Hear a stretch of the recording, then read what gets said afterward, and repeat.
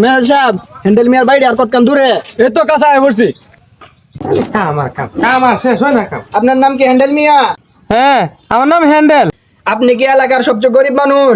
কেলা কইছে বেটা আমি গরিব মানুষ। আমার 20 কাঠা জমিন আছে, মুরগের খামার আছে 5-6-7টা, ওই আঁশের খামার আছে 8-10টা।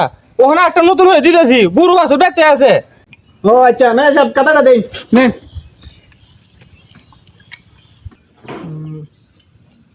চলো ম্যানেজার দেখবে। ভাই, কারণ কি এর নাম কাজ তুই?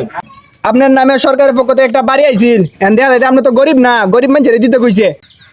ম্যানেজার জুল লাগে ঘের লাগে পিছন দেন পিছন। ভাই ভাই আমি গরিবই এলাকার ভাই। ভাই যা কইছি তুমি কথা কইছি ভাই, আমি মানুষের ঘরে তাহি, মানুষের বাড়িতে কামলা দিই ভাই। আমার ঘর বাড়ি কিছু নাই ভাই, আমার গোটা ভাই দিয়ে যাবেন ভাই, তোর গোটা দিয়ে যাবেন না পারে। না না না, নাম কাটতেলছি তো কেটেলছি, আর লেহন যাইতো না। আমার ধরে দেখে হ্যাঁ, কি করলাম ভাই, নিজের মাথা নিজে কুড়াল মালাম, বড় লুই দেখাইতে যায় নিজেই ধরা খাইলাম।